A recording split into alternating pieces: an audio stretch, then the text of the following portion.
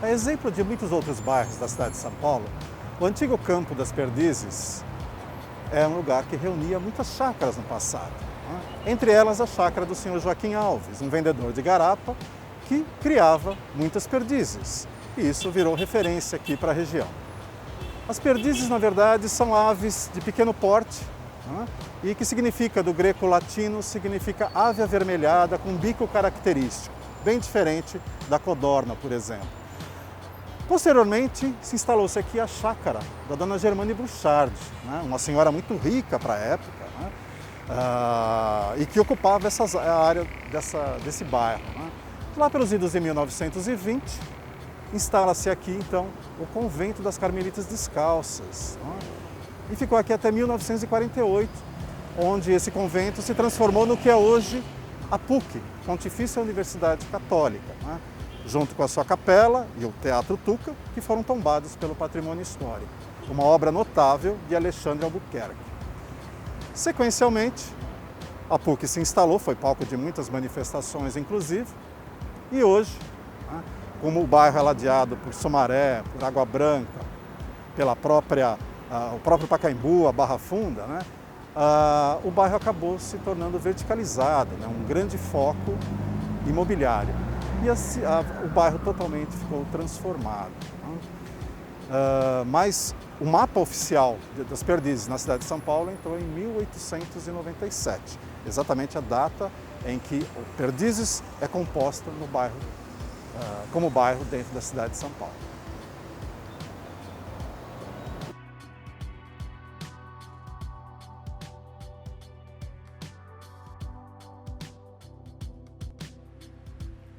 Hoje já não existem mais perdizes voando por aqui, mas lá pelos idos de 1900, esse espaço sediava uma capela, uma antiga capela simples, humilde, em louvor a Nossa Senhora da Conceição e também a Santa Cruz, que deu lugar mais tarde, em 1932, a esta paróquia, a paróquia de São Geraldo, né? Uma obra bastante interessante, que apresenta características bizantinas e também românicas, uma obra de um arquiteto polonês, Georg Prischel, que na verdade era especialista na arquitetura neocolonialista, né? A igreja guarda tesouros bastante interessantes e ela foi, na verdade, fundada, né, pelo então primeiro arcebispo de São Paulo, Dom Duarte Leopoldo e Silva, e o idealizador, obviamente, da obra foi o padre Péricles Gomes Barbosa, né, cujo nome é levado em homenagem a deste largo, né, justamente porque ele se dedicou à construção dessa igreja. O seu corpo está sepultado no interior do altar, né, da igreja, né, e ela guarda bastante tesouros interessantes que a gente vai mostrar para vocês. O valor artístico da paróquia de São Geraldo aqui nas Perdizes é notável principalmente pelo conjunto, né, de vitrais, muitos deles executados pela própria Casa Conrado, a famosa Casa Conrado, a mesma que fez lá os vitrais do Mercado Municipal, além do altar em mármore travertino italiano, né, bastante utilizado naquele período e que marca, na verdade, um grande momento, né, para a arte no Brasil. Além disso, nós temos uma grande coleção do acervo histórico, né, da igreja, as luminárias, o mobiliário, as imagens, né, objetos de culto, né, que são guardados aqui, realmente um grande museu, né, aqui na igreja de São Geraldo. São Geraldo Magela, na verdade, nasceu em 1726, em Muro Lucano, no sul da Itália, né, e viveu pouco, na verdade, ele morreu muito jovem, né. Ele tinha, na verdade, um pai alfaiate, que faleceu muito cedo, e ele acabou, então, tendo que trabalhar como alfaiate. Se dedicou muito à questão religiosa, né?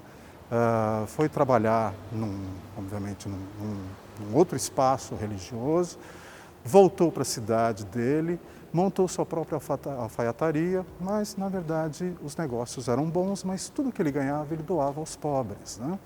E assim ele acabou se consagrando, né, como um grande santo protetor, obviamente, dos pobres de uma forma geral. Ele foi acusado injustamente por ter engravidado uma mulher e com apenas uma oração ela acabou se arrependendo e pedindo perdão, né? Ele acabou também se dedicando muito às causas, né, de doenças, curava muitas pessoas, mesmo em vida, né, com as suas orações, com as suas bênçãos. E ainda em vida ele ressuscitou um menino que caiu de um rochedo, né, além de multiplicar pães para os pobres que ele doava, enfim, teve muita dedicação e muitos milagres foram atribuídos a ele. E quando ele faleceu em 1755, o túmulo dele acabou sendo ponto, obviamente, de muitas peregrinações, né? E ele acabou sendo, então, canonizado em 1902 pelo Papa Pio X. Né? São Geraldo Magela possui uma legião de pessoas, né, que ele protege, principalmente as pessoas que são acusadas injustamente, as grávidas, as maternidades e os partos de uma forma geral. Outro destaque daqui da Igreja de São Geraldo é a Capela do Santíssimo Sacramento, né? Com pinturas do artista Salvador Ligabue, terminadas em 1937. E ele se inspirou no estilo pictórico da Escola de Beuron. Então, uma obra bastante interessante e bastante visível, né? Embora, obviamente, há necessidade de restauro, mas é uma obra bastante interessante que marca aqui essa capela. Estamos no alto do campanário da Igreja São Geraldo, aqui nas Perdizes, e um dos maiores marcos, né, do acervo histórico da igreja é exatamente este sino, né, o chamado Bronze Velho. Né. Esse sino, na verdade, foi o que anunciou a independência do Brasil em 7 de setembro de 1822. Né. Ele tem um valor histórico gigante. Né. Ele tem, na verdade, 2.225 quilos, 1,70 m de diâmetro, 1,75 m de altura.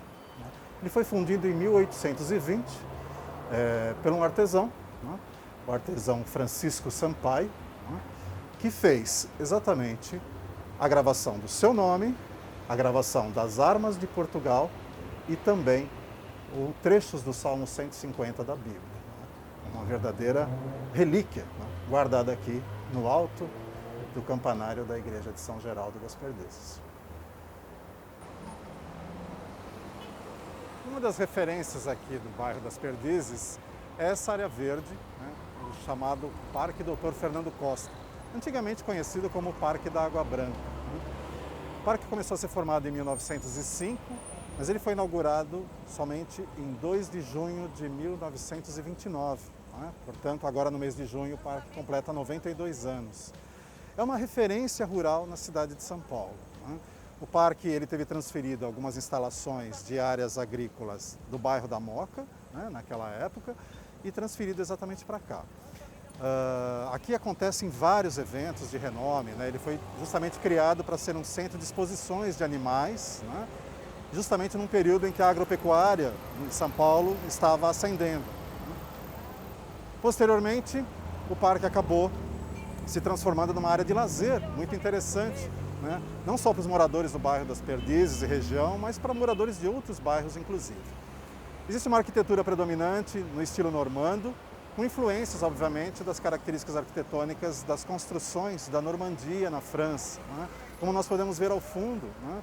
Com exatamente o edifício do Fundo Social de São Paulo, antigo fundo de solidariedade do governo do estado de São Paulo. Né? São fachadas bastante interessantes, várias outras edificações dentro do parque. E caminhar por ele é como se você estivesse caminhando por uma fazenda, né?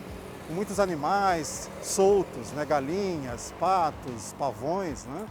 Aqui funciona ainda o Museu de Geologia, chamado de Mugeu, né? Onde tem umas obras bastante interessantes. E também aqui se pratica muitos esportes equestres, né?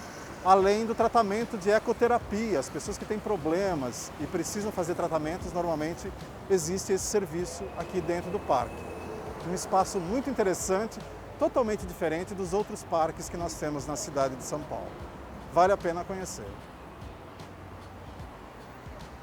O principal objetivo do Templo Luz do Oriente é exatamente propagar os ensinamentos de Deus a Meishu Sama, o chamado Senhor da Luz. Meishu Sama corresponde a Mokichi Okada, que viveu no Japão e pregou o bem para a humanidade, né? Fazendo muitos trabalhos em prol da coletividade. Meixo Sama acaba sendo adorado de uma certa forma porque ele pregava o sentido de conhecer as doenças e saber exatamente como tratá-las para que a gente alcance prosperidade, paz e tranquilidade da humanidade, né? Então, é uma filosofia que surgiu a partir dos princípios messiânicos e depois virou independente, né? Uma filosofia independente. Existe esta aqui em Perdizes, né? Única em São Paulo, né? Que mantém todos os trabalhos e atividades, como a aplicação de jorei. O jorei, na verdade, é a imposição das mãos para que as pessoas tenham energia e todos os males delas sejam retirados através da imposição das mãos. Além disso, o culto aos antepassados, as orações, cursos, palestras, né, para que o ser humano consiga se tornar sempre uma pessoa melhor para a humanidade. Eles cultuam também a divindade Kanon, né? Kanon é uma divindade tanto masculina quanto feminina e prevê exatamente a salvação da humanidade. Então basta pronunciar o nome dela e ela então virá em prol das pessoas para pregar o bem e para tirar todos os males que envolvem a humanidade. Uma filosofia bastante interessante. Eles têm esta unidade aqui em São Paulo, no bairro das Perdizes, mas também existe o templo da Torre de Miroco, que fica na cidade de Ribeirão Pires, aqui na região metropolitana de São Paulo. Um espaço belíssimo, né? E justamente a ideia, né, da filosofia é cultuar o bem, o belo, né, para que as pessoas se sintam melhor, para que a gente possa gerar um mundo melhor. A sede em São Paulo do Templo Luz Oriente fica na rua Itapicuru 851, de fácil acesso. E nós não poderíamos deixar passar esse episódio sem, obviamente, mostrar um local de interesse particular aos associados da FEPESP. Estamos falando da Unidade de Lazer Capital, um espaço extremamente interessante, um hotel super tranquilo, num lugar bastante privilegiado, com vários serviços no seu entorno, como hospitais, restaurantes, casas de shows, enfim, um espaço adequado para você aproveitar na cidade de São Paulo. O Allianz Parque está aqui próximo, né?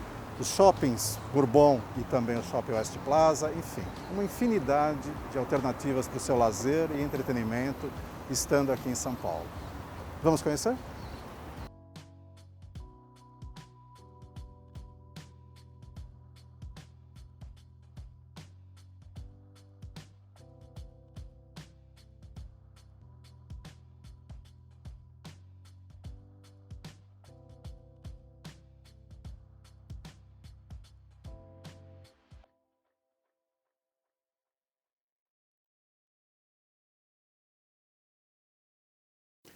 Aqui na unidade capital da FEPESP você encontra uma infinidade de serviços e de tranquilidade, como este apartamento. São 65 apartamentos, como frigobar, televisor de 32 polegadas, camas super confortáveis, mesa de trabalho, rede de internet, poltrona e toda a facilidade, cofre eletrônico inclusive, uma infinidade de serviços à sua disposição. Um lugar para você trabalhar, para você descansar. Extremamente confortável, um lugar para você relaxar. A unidade capital FEPESP oferece ainda serviços de estacionamento e lavanderia terceirizados, além de um ótimo café da manhã. Venha passear em São Paulo, conhecer a hospedagem da unidade e também conhecer esses pontos que nós conhecemos hoje. Dá para ser feito um passeio a pé tranquilamente e conhecer todas as outras localidades da região. O endereço é a Avenida Dr. Homem de Melo, 1206. Agradecemos pela sua atenção. Nos vemos no próximo episódio.